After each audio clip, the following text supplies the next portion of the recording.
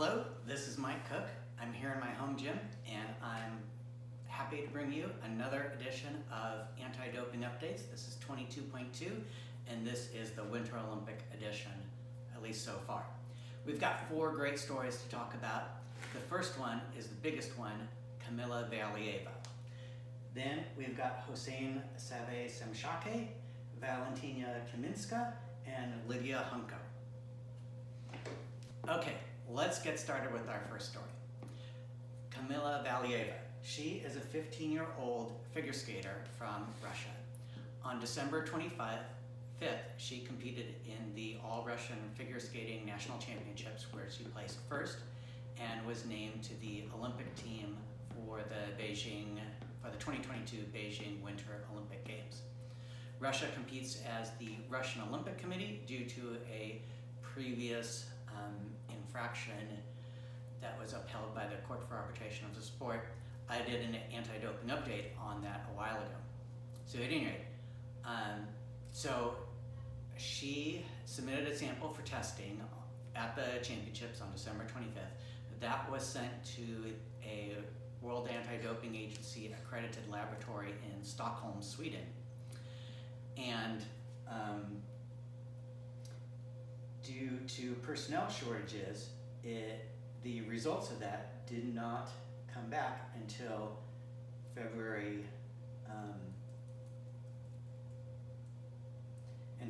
7th. The same day, she competed in the team event at the Olympics and with her teammates placed first. So the results came back the same day and it tested positive for trimetazine, which is a hormone and metabolic modulator and a prohibited substance according to the World Anti-Doping Code. RUSADA, the next day, February 8th, RUSADA, which is the Russian Anti-Doping Agency, informed Ms. Vallieva and the International Testing Agency, which is the testing agency that the International Olympic Committee has delegated testing authority at the Olympics to the International Testing Agency. So RUSADA informed the International Testing Agency, WADA, and the International Skating Union that Ms. Vallieva has been tested positive and has been provisionally suspended. On February 9th, Camilla Vallieva requested a hearing to contest the provisional suspension, and RUSADA referred the matter to its Disciplinary Anti-Doping Committee, or DADC, to hold the hearing. They did, and they decided to lift the provisional suspension. So RUSADA informed the IOC, they informed the WADA, and they informed the International Skating Union that the provisional suspension has been lifted. And WADA, the IOC, and the International Skating Union all decided to appeal the decision to lift the provisional suspension to the ad hoc division at the Court for Arbitration of the Sport.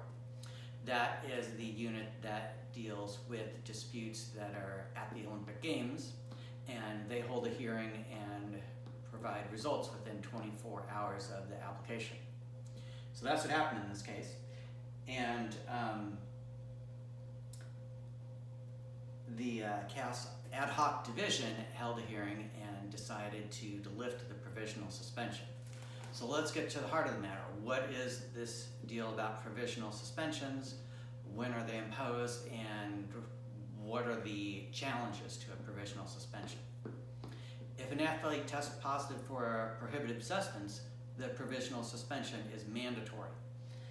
And the World Anti-Doping Code says a mandatory provisional suspension may be eliminated if an athlete provides evidence that the violation was most likely caused by the use of a contaminated product. And the World Anti-Doping Code says a contaminated product is a product that contains a prohibited substance that is not disclosed on the product label or in information available in a reasonable internet search. So Camilla Vallieva's defense to the adverse analytical finding or positive test result for trimetazine was that her grandfather takes trimetazine, as prescribed it, and she must have accidentally ingested it somehow in the course of her dealings with her grandfather. Her grandfather apparently drives her to skating practice. That was her defense. So strictly speaking, she's not alleging a contaminated product. She's alleging accidental ingestion, which is a different defense. But the Court for Arbitration of Sport found that because Camilla Vallieva is 15 years old, she's considered a protected person under the World Anti-Doping Code. And there's a number of provisions throughout the World Anti-Doping Code where protected persons are treated differently than other athletes. Most notably, the standard of proof is lower, and the possible sanction for a positive test is lower. For most athletes, the sanction is 4 years, with a possible reduction for 2 years if the athlete has no fault or no significant fault or negligence. For most athletes, in order to get that reduction from the mandatory 4 year, they have to show how the prohibited substance entered their system. For a protected person like Camilla Vallieva, it's different. Number one, they don't have to show how the prohibited substance entered the system. And number two, even if they do have if it is confirmed that there is an anti-doping rule violation, the possible sanctions are from a minimum reprimand to a maximum of 2 years, as compared to minimum 2 years, maximum 4 years. So based on all that, and the fact that, most notably, the possible sanction for a positive test could be worse than the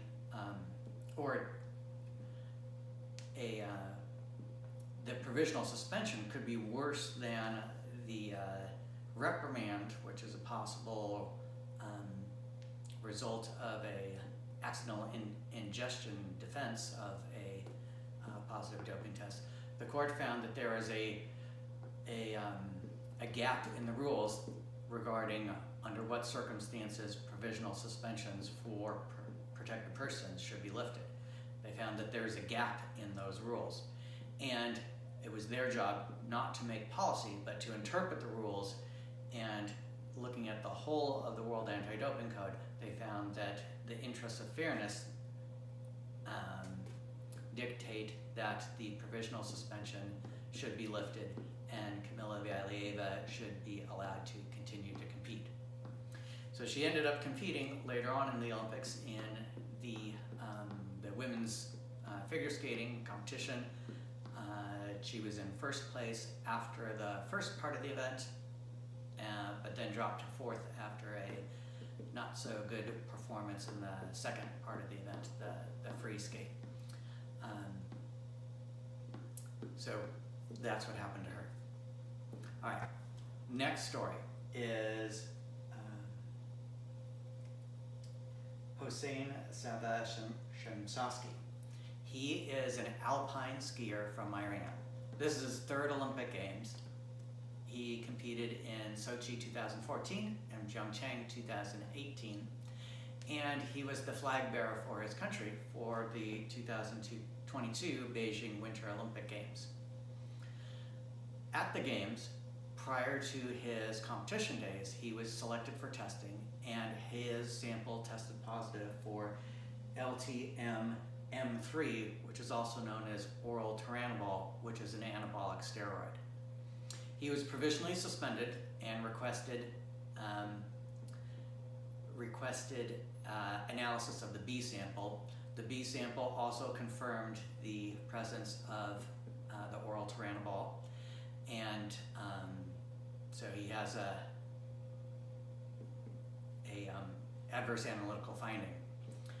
The Court for Arbitration of Sport heard the case and found that there had been a positive test and excluded him from the Winter Olympics. He hadn't competed yet, so there's no results to disqualify, but he was ordered to surrender his credentials and leave the Olympic Village within 24 hours. The International Ski Federation, FIS, still has results management decision-making on this, and they will decide how long of a suspension he will serve. Next, Kaminska, and she's a cross-country skier from Ukraine, and at the Winter Olympics she tested positive for an anabolic steroid mestrolone and a stimulant heptamol. And she was provisionally suspended and has the right to contest the provisional suspension and the right to request B sample analysis. That hasn't happened yet, so that's the status of her case. Next up, in our last case, is Lydia Hunko, and she is a bobsleigh athlete from Ukraine, and she also tested positive for the anabolic steroid LTM-M3, which is oral turinabol, and she was also provisionally suspended and has the right to contest the provisional suspension and the right to request analysis of the B sample. That hasn't been done yet, so that's the status of her case, that she's provisionally suspended. So that's all the cases so far from the Beijing 2002 Winter Olympic Games. Let me know in the comments if you have any questions about that, or if you think, or let me know about what you think about the decision to lift the provisional suspension on Camilla Valeeva, if you think that's fair or not. I'll be back next time with some updates on other Olympic cases.